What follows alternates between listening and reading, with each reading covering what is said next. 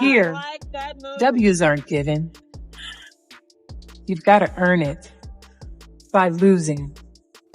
People are talking about this right now because this Gatorade WNBA All-Star campaign promotion is getting destroyed. Yes, if Caitlin leaves Fever, would you still support the Fever? She's been injured for a lot of sophomore season, but she is still smashing records. They tried to destroy her with hate. They failed miserably.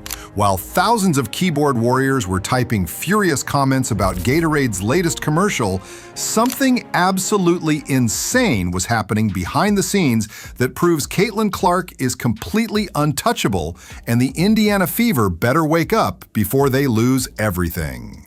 So, I'm going to show you guys a poll before we go too far, and this should scare the living shit out of the Indiana Fever. So, Indiana Fever, and it's been my belief that they will frickin' fire everyone. The commercial dropped like a nuclear bomb on social media. Gatorade thought they were celebrating women's basketball with their newest superstar ambassador. Instead, they accidentally triggered the most savage fan revolt in WNBA history. Here, W's aren't given. You've got to earn it by losing. Losing sweat. Putting up shots till you lose track of time. Losing count of how many days we've worked for this, sweat for this. And through all those L's, we didn't just get W's. We made the W. Twitter exploded. Instagram became a battlefield. TikTok erupted with rage-filled reaction videos. The hashtag boycott Gatorade started trending faster than wildfire. Fans were furious. They felt disrespected, ignored, betrayed by a brand that should have known better. The outrage was real, passionate, and absolutely deafening. But here's what those angry fans completely missed while they were busy typing their manifestos of rage. Caitlin Clark was about to prove that controversy isn't her weakness, it's her superpower. If there's any doubt that the biggest star in all of professional basketball is Caitlin Clark, that doubt goes out the window. While the internet was melting down over commercial messaging, collectors were engaged in the most intense bidding war in sports memorabilia history. The prize? A single piece of cardboard that would make most people's yearly salary look like lunch money. A Caitlin Clark rookie trading card just sold for an absolutely mind-blowing $660,000. That is a one of one, it looks like. Sold for, you see that right, $660,000. $660,000 for one card. Think about that for a second. While fans were screaming about disrespect and boycotts, the market was delivering the most definitive statement possible about Clark's actual value. This wasn't charity, this wasn't sympathy, this was cold, hard cash from serious collectors who see Clark as a legitimate investment. The sale happened quietly, almost secretly, while the Gatorade controversy dominated every headline. But for those smart enough to pay attention to actual money instead of social media noise, the message was crystal clear. Caitlin Clark isn't just popular, she's become a financial phenomenon.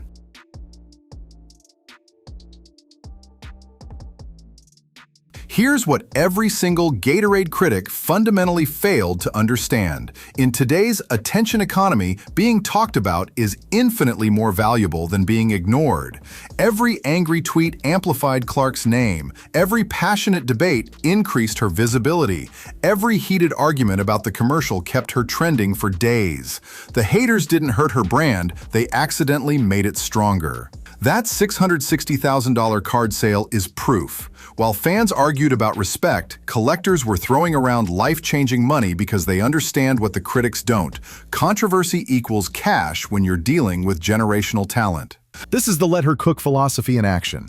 Give Caitlin Clark any platform, any situation, any controversy, and she'll transform it into another revenue stream. She doesn't just play basketball, she plays the entire media ecosystem like a violin. But here's where this story takes a terrifying turn for the Indiana Fever organization. While Clark continues generating unprecedented value, serious questions are emerging about whether this team deserves to benefit from her billion-dollar impact. The Fever's management of their superstar has been questionable at best. Poor roster decisions, inadequate support systems, and most dangerously, their apparent inability to properly handle the corporate partnerships that could define Clark's legacy. The Gatorade situation is a perfect example of organizational failure. A properly managed partnership should have involved Clark's team reviewing the creative, providing input, ensuring alignment with her brand values. You've got a women's basketball league, a women's league, and you've got a promotion that says, let her cook. Instead, it appears they let their meal ticket walk into a potential disaster without proper preparation or oversight. That trading card wasn't just a sale, it was a warning fired directly at every WNBA franchise. It proved that Clark's value extends beyond basketball into the realm of cultural phenomenon and investment vehicle. But here's the question keeping Fever executives awake in cold sweats. What happens to that value if Clark decides she's tired of being mismanaged? WNBA is starting to feel this boycott. International leagues pay more than the WNBA. They offer luxury accommodations, private transportation, and professional management. Most importantly, they understand how to properly market global superstars. The woman just had a trading card sell for $660,000. She's commanding endorsement deals worth millions. Her social media generates more engagement than Super Bowl commercials. She could make more money playing overseas or starting her own company than she'll ever see staying put. The Fever's biggest nightmare isn't just losing Clark, it's losing the entire fan base that came with her. Let's be brutally honest. Before Clark arrived, Fever games were sparsely attended local events with zero national coverage. Let me take this a step further. By the way, before Caitlin Clark showed up to the Indiana Fever, they were drawing roughly 4,000 fans to a game, okay? So I spread this out based on 17,000 fans showing up to Indiana Fever games. The organization was struggling financially, playing to empty arenas, barely generating enough revenue to survive. Clark transformed everything overnight. Season tickets exploded, merchandise flew off shelves, national TV networks started featuring their games, corporate sponsors lined up with offers. But here's the uncomfortable truth. Those fans didn't come for the Indiana Fever, they came for Caitlin Clark. The loyalty is to the player, not the franchise. If Clark leaves, what makes anyone think those fans would stay?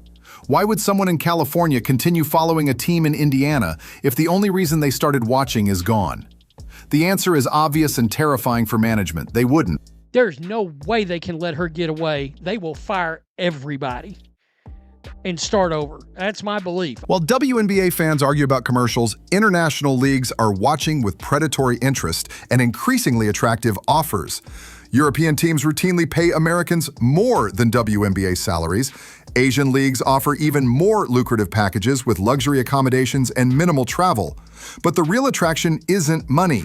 It's working with organizations that understand how to manage global superstars. Teams built specifically around maximizing player potential, not stumbling through partnership disasters. If the Fever keeps fumbling Clark's brand management, why wouldn't she consider organizations that demonstrate actual competence? Growing up, I always played up a lot, and eventually I was playing up like 3 grades, and I think that's when I was like, okay, like I could probably be pretty good at this. That $660,000 represents more than collector enthusiasm. It's the market making a definitive statement about Clark's long-term value. Sports memorabilia markets are ruthlessly efficient at pricing future potential. Collectors aren't buying cardboard, they're making investment bets on cultural significance and lasting impact. Clark's rookie card commanding prices reserved for all-time legends means the market believes her influence will only grow. But that growth depends on the decisions she makes about her career path. A Clark fighting with poorly managed teams is worth less than a Clark working with organizations that maximize her potential. The Indiana Fever faces a critical choice: invest heavily in the infrastructure and expertise necessary to support generational talent, or continue their current approach and risk losing the most valuable asset in women's basketball history. The Gatorade controversy should be their wake-up call. If they can't properly manage brand partnerships, one of the most important aspects of modern sports, what confidence should Clark have in their ability to build a championship team around her? The trading card market has valued her at over $500,000 for a single collectible. Her actual franchise value is probably hundreds of millions when factoring attendance, merchandise, TV revenue, and partnerships. But that value only benefits the organization employing her. If she leaves, that value leaves with her. Clark potentially leaving would create massive disruptions across the entire WNBA ecosystem.